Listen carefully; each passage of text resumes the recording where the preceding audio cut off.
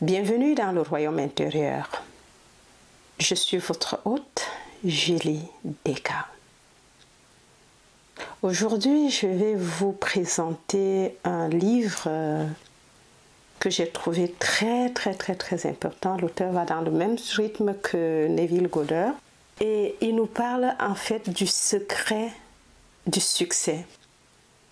Et j'ai trouvé intéressant de le partager avec vous, une série d'enseignements et de leçons qu'on verra peut-être mensuellement ou toutes les 2 semaines, 2 fois par mois. Et ça permettrait que les gens puissent asseoir, parce que le succès, on a dit, c'est notre droit de naissance, mais nous devons quand même apprendre comment y arriver, même si on le sait qu'on a tout. Donc apprendre à créer, c'est le but de ces leçons que je vais vous donner. Alors, je commence. Le secret du succès par William Walker Atkinson. Traduction et narration par Julie Deka. Un cours de 9 leçons sur le thème de l'application des pouvoirs latents de l'individu vers la réussite dans la vie. Ce livre a été écrit en 1908 et William Wilkerson a vécu de 1862 à 1932. Et le livre a été pris du site www.yochbook.com. Leçon 1. Le secret du succès. Le premier chapitre, qui est intitulé « Le secret du succès », nous parlera des règles fondamentales du succès, l'impulsion instinctive, comment réussir, les leaders parmi les hommes, l'épanouissement de l'individu. C'est avec une certaine hésitation que nous nous proposons d'écrire ce petit livre intitulé « Le secret de la réussite ». Non pas que nous ne soyons pas en sympathie avec le sujet, non pas que nous ne croyons pas qu'il existe un secret de la réussite, mais parce qu'il y a eu tellement d'écrits sur le sujet de la réussite qui sont de véritables bêtises que nous hésitons à prendre la position d'un professeur de la réussite. Il est tellement facile de remplir des pages de papier avec de bons conseils.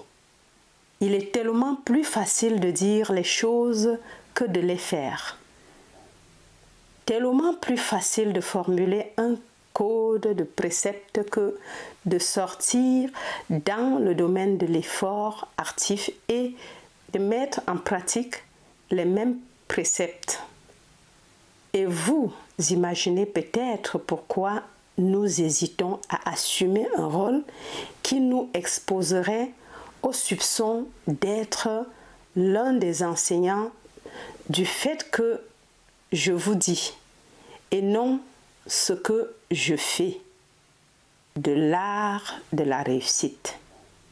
Et vous imaginez peut-être pourquoi nous hésitons à assumer un rôle qui nous exposerait au soupçon d'être l'un des enseignants du « faites ce que je vous dis et non ce que je fais », de l'art de la réussite. Mais il y a un autre aspect de la question. Outre le simple énoncé d'une liste de bonnes qualités menant au succès, une liste que chaque écolier et lecteur de magazine connaît, il y a un autre aspect. Et cet autre aspect suggère que le chercheur de succès a en lui quelque chose qui, s'il est exprimé en activité et en action, lui sera d'une grande valeur. Un véritable secret du succès au lieu d'un code de règles. C'est pourquoi nous proposons de consacrer ce petit livre à l'élaboration de notre idée de ce qu'est ce quelque chose en soi et de ce qu'il fera pour celui qui le déploiera et l'exprimera ainsi en action. N'espérez donc pas trouver dans ce livre un compendium des règles conduisant au succès, approuvées et formulées par les hommes du monde entier qui n'ont pris connaissance de ces règles qu'après avoir atteint le succès et qui ont donc eu le temps et l'envie de prêcher aux autres. Ce n'est pas un livre de ce genre. Il est assez différent. Nous espérons qu'il vous plaira. Il vous fera en tout cas du bien. Tous les gens s'efforcent et cherchent le succès. Leur idée du succès peut être différente, mais tous se sont accordés sur l'opportunité de la réalisation. Atteinte. C'est le mot qui incarne l'essence de ce que nous appelons la réussite. C'est l'idée d'arriver, l'idée d'atteindre le but pour lequel nous nous sommes fixés. C'est l'histoire, atteindre. De nombreux hommes et femmes se sont efforcés de montrer la voie du succès et si certains ont rendu de précieux services à ceux qui les suivaient sur le chemin de la réussite, aucun n'a été capable de raconter toute l'histoire du succès. Et il ne faut pas s'en étonner, car sur le chemin du succès, chaque individu croit être, dans une certaine mesure, une loi pour lui-même. Il n'y a pas deux tempéraments exactement semblables. La nature se délecte de la variété. Il n'y a pas deux ensembles de circonstances qui soient exactement les mêmes. La variété infinie se manifeste ici aussi. Ce serait donc une folie de vouloir fixer des règles d'application universelles qui conduiraient sûrement tous au grand objectif de la réussite. Il suffit de regarder autour de soi de tous côtés et de voir les différents besoins des différents individus qui composent la foule pour reconnaître la futilité de toute tentative de fixer des lignes d'instruction universelles en la matière. Chaque homme ou femme qui a réussi l'a fait d'une manière différente, en général selon des lignes d'action originales. En fait, la faculté ou caractéristique connue sous le nom d'individualité semble avoir joué un rôle important dans le succès de la majorité des personnes qui l'ont atteint. Et l'individualité rend ceux qui la possèdent à un degré marqué susceptible de s'écarter de tout ensemble de règles ou de lignes d'action établies. Ainsi, on peut affirmer comme principe général que chacun doit élaborer son propre succès en fonction de sa propre individualité, plutôt qu'en suivant une règle ou une ligne de conduite quelconque. Au vu de ce que nous venons de dire, il peut sembler étrange que nous soyons risqués à écrire un petit livre intitulé « Le secret du succès », d'autant plus que nous avons commencé le dit livre en déclarant l'impossibilité d'établir des règles fixes sur le sujet. Cela peut sembler paradoxal, mais Un petit examen vous montrera qu'il n'en est rien. Il est vrai que nous pensons que chacun doit trouver sa propre réussite en fonction de son individualité au lieu de suivre un plan tout fait. Et c'est ici qu'intervient le secret de la réussite. Nous venons de dire, selon sa propre individualité, il faut donc posséder une individualité avant de pouvoir travailler selon ses lignes. Et dans la mesure où il possède l'individualité, il possédera aussi la première condition préalable au succès. Et c'est ce que nous entendons par le secret du succès, l'individualité. Chaque personne possède une individualité dormante et latente. Mais seules quelques-unes lui permettent de s'exprimer. La majorité d'entre nous est comme un mouton humain qui trottine avec complaisance à la suite d'un sonneur de cloche qui s'affirme et dont le tintement sert à guider nos pas. Nous avons en quelque sorte assimilé l'idée que ces sonneurs de cloche possèdent la somme et la substance de la connaissance et du pouvoir humain,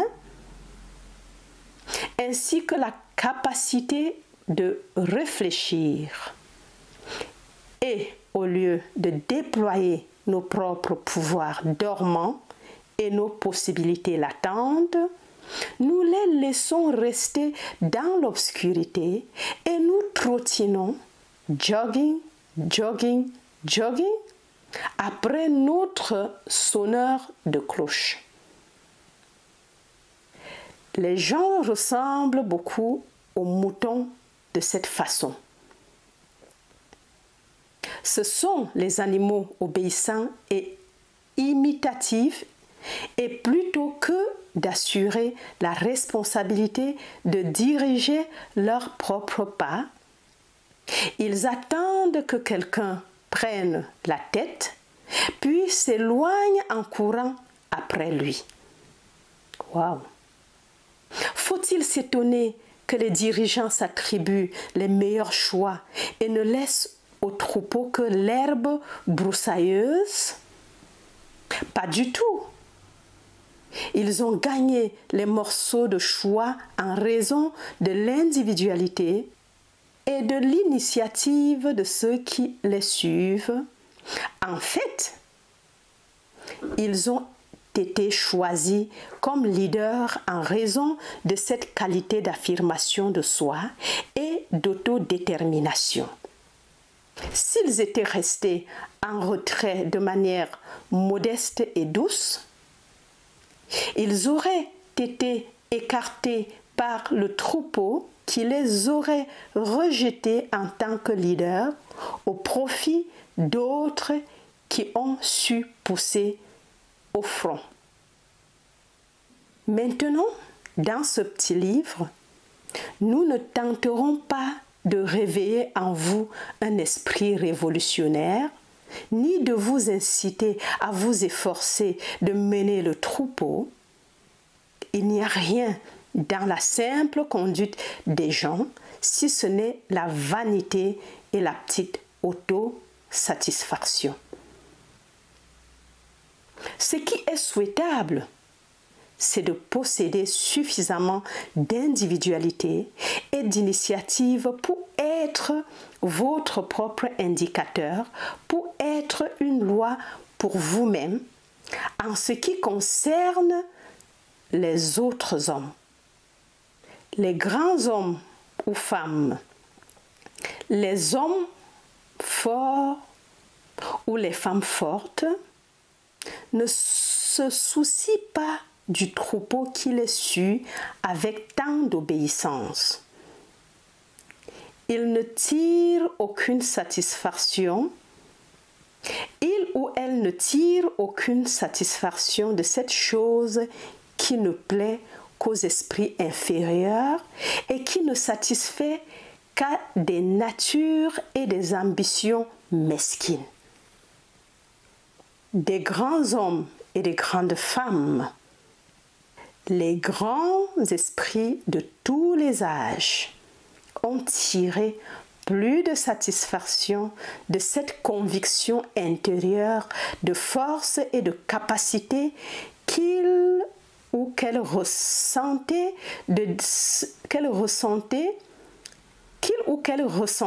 se déployer en activité en eux-mêmes que des applaudissements de la foule ou de la servilité de ces créatures imitatrices qui cherchaient à suivre leur grâce.